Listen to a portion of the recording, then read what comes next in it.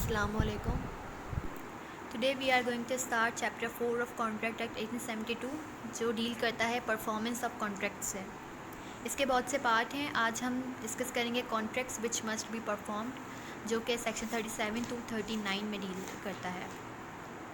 तो बेसिकली इस चैप्टर में बताया गया है कि वो कॉन्ट्रैक्ट्स जिन्हें लाजमी परफॉर्म्ड होना है उनके बारे में। तो सेक्शन 37 बताता है obligations of parties to contract, कि पार्टीज़ जो कॉन्ट्रैक्ट में होंगी, मेनली 2 और मोर देन 2, उनकी ऑब्लिगेशंस क्या होंगी। ज़ाहिर है कॉन्ट्रैक्ट में आ रही हैं तो ऑब्लिगेशन क्रिएट हो रही हैं। तो सेक्शन 37 कॉन्ट्रैक्ट एक्ट का बताता है कि the parties to a contract are under the obligation to either perform or offer to perform the promises.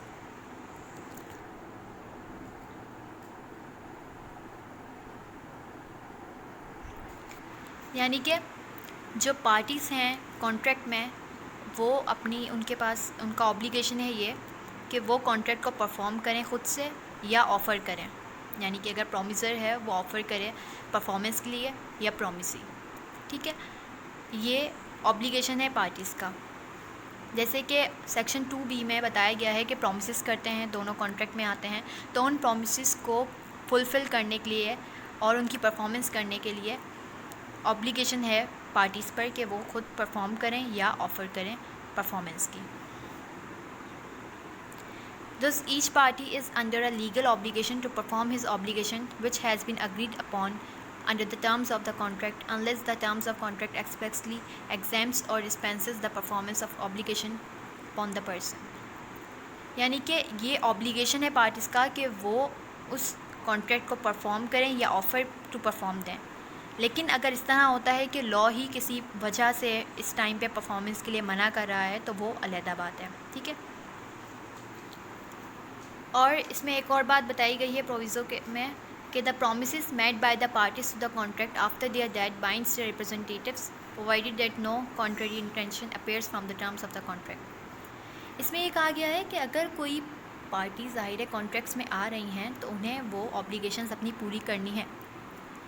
लेकिन प्रोविज़ो में बताया गया है कि अगर उनमें से कोई एक पार्टी की डेथ हो जाती है तो उनका जो रिप्रेजेंटेटिव है, यानी कि उनके जो लीगल हेयर्स होंगे, वो उसे फुलफिल लाजमी करेंगे।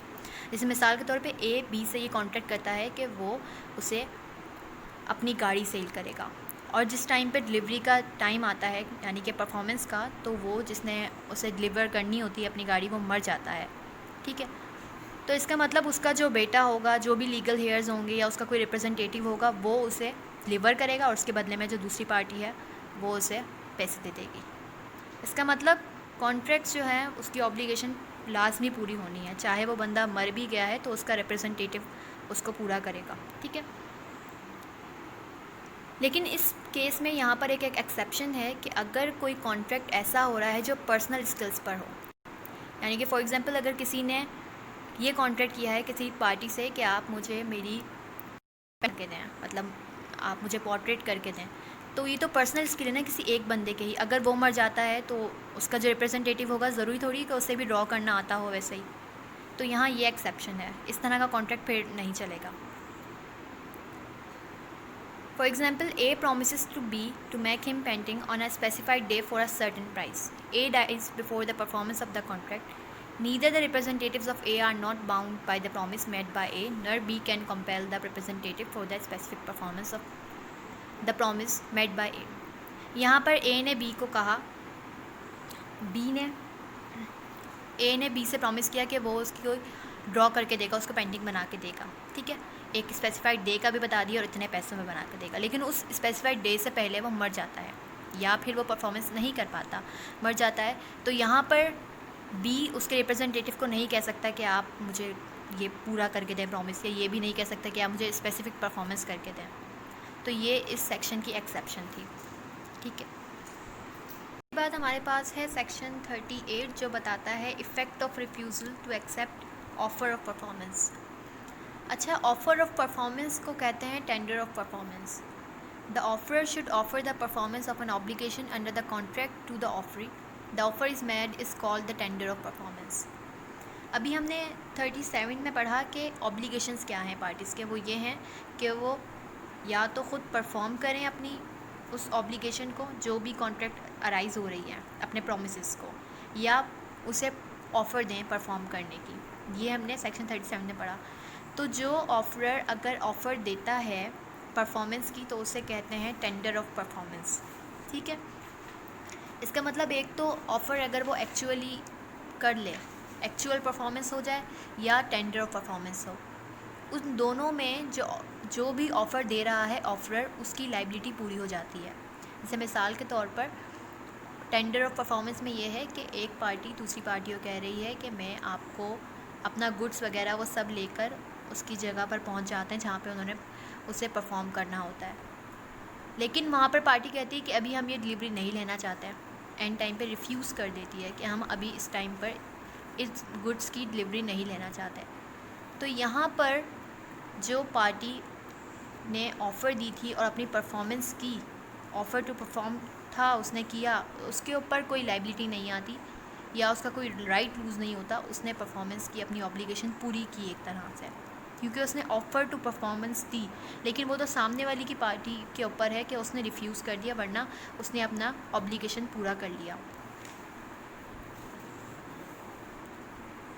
इस सेक्शन 38 में ये प्रिंसिपल आता है कि non acceptance of the tender of performance would result in the exclusion of the promisor from further performance of the terms of the contract, and he is also entitled to sue the other party for non performing the terms of the contract। क्योंकि इसमें offer to performance दी एक party ने, इसका मतलब उसका जो obligation थी वो उससे डिस्चार्ज हो चुका है, उसके पास अब कोई लाइबिलिटी नहीं रहती, और सामने वाले ने रिफ्यूज़ कर दिया तो इसका मतलब उसके पास ये राइट है कि वो उसे सू कर ले, क्योंकि उसके रिफ्यूज़ करने की वजह से उसे कोई भी डैमेजेस आए हैं या कोई भी लॉस हुआ है तो वो उसे उसे सू कर ले कि आपके रिफ्यूज़ करने की वजह से मुझे जो ये प्रॉब्लम्स आई हैं। ठीक है, तो ये बताता है सेक्शन 38 के क्या इफ़ेक्ट हो। साथ साथ ये सब सेक्शन 38 का 1, 2, 3 बताता है कि ऑफ़र में क्या क्या कंडीशंस होनी चाहिए। पहली बात तो ये है जो ऑफ़र ऑफ परफॉर्मेंस हो रही है वो अनकंडीशनल होनी चाहिए। जैसे मिसाल के तौर पे एक बंदे ने किसी से गाड़ी खरीदी है और उसे वो डिलीवरी करवाने लगा है, तो वो ये कहता है कि मैं आपको डिलीवरी तब करूँगा जब आप ये गाड़ी के साथ दूसरी गाड़ी भी लें मेरी। मतलब इस तरह की कंडीशंस अगर लगाए परफॉर्मेंस के लिए कि मैं आपको तब परफॉर्म करके दूंगा, तो ऐसा नहीं होना चाहिए। Offer must be unconditional. Secondly है the offer must be made at a proper time and place as to allow the party to have a reasonable time for ascertaining that the person who is making the offer to him is competent to enter into a contract. यानी कि जो offer हो रही है, जो offer कर रहा है, वो ऐसे टाइम या प्लेस पर करे जिसकी वजह से जो सामने वाली पार्टी है उसके पास ये रीज़नेबल अपॉर्चुनिटी हो कि वो चेक कर ले कि जो बंदा विलिंग है इस ऑफ़र को देने के लिए वो बाउंड भी है या नहीं। या फिर अगर इस तरह से भी बताया गया है कि अगर कोई ऑफ़र हो रही है, ऑफ़र टू डिलीवर समथिंग है, तो ऐसी रीज़नेबल टाइम में हो कि सामने वाले के पास, जो सामने वाली पार्टी है, उसके बाद ये अपॉर्चुनिटी हो कि वो उसको एसरटेन कर ले कि जो उसने मंगवाया था वो ही मिल रहा है या नहीं, या रीज़नेबल टाइम पे हो या रीज़नेबल प्लेस पर हो। जैसे मिसाल के तौर पे ए ने कॉन्ट्रैक्ट किया बी से कि वो उसे गुड्स डिलीवर करे उसके वेयर हाउस पर। ठीक है, 1 मार्च 1873 को, जो कि उसने मंगवाए 100 बेल्स ऑफ कॉटन, एक पर्टिकुलर क्वालिटी के मंगवाए उसने। ठीक है, in order to make an offer of a performance with the effect stated in this section, A must bring the cotton to B's warehouse. ठीक है, on the appointed day. Under such circumstances, that B may have a reasonable opportunity of satisfying himself that thing offered is cotton of the quality contracted for and that there are 100 bells। यानी कि A contract करता है कि वो deliver करेगा B को उसके ware house पे 100 बेल्स ऑफ कॉटन जो उसने कही हैं। ठीक है, तो उस पर लाजिम है इन कंडीशंस के कि वो जो ऑफ़र दे रहा है, ऑफ़र ऑफ परफॉर्मेंस, वो अनकंडीशनल हो और ऐसे टाइम पर वो उसे डिलीवर करे जो रीज़नेबल टाइम हो। यानी कि अगर ऐसा बिज़नेस है उसका कि वो शाम के 5 से रात 8 बजे तक उसकी शॉप खुली रहती है, ऐसी जगह डिलीवर करना, तो उसे चाहिए, उस पर लाजिम है कि वो उसी टाइम पर, उसी ड्यूरेशन पर उसे सेंड करे और साथ साथ उसी टाइम पर। और जो सामने वाली पार्टी है उसके पास इतनी अपॉर्चुनिटी हो कि वो उसको चेक कर सके कि वो उसी क्वालिटी की है जैसी उसने ऑर्डर कही थी, और जो उसने 100 बेल्स ऑफ कॉटन मंगाई थी उसकी क्वांटिटी वही है या नहीं है। तो इस तरह की उसके पास रीज़नेबल अपॉर्चुनिटी होनी चाहिए। क्योंकि अगर ऐसा हो कि उसके पास ये अपॉर्चुनिटी नहीं हो और वो चेक करे कि जो बेल्स ऑफ कॉटन आई हैं वो 100 पूरी नहीं है या अच्छी क्वालिटी की नहीं है, तो वो ये भी कर सकता है कि वो अपना पूरा कॉन्ट्रैक्ट ही सेट असाइड कर दे और जो सामने वाली पार्टी है कॉन्ट्रैक्ट बिल्कुल ख़त्म हो जाए। अच्छा, साथ ही सेक्शन 38 की लास्ट लाइन कह रही है कि an offer to one of several joint promises has the same legal consequences as an offer to all of them.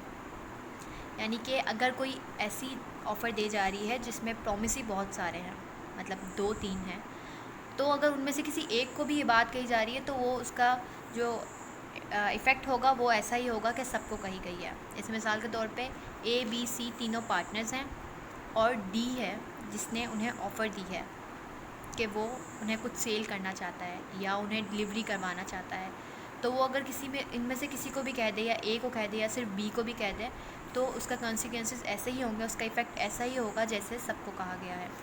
ये सेक्शन 38 में बताया गया है। अच्छा, इसके बाद है सेक्शन 39 जो बताता है effect of refusal of party to perform promise Holi.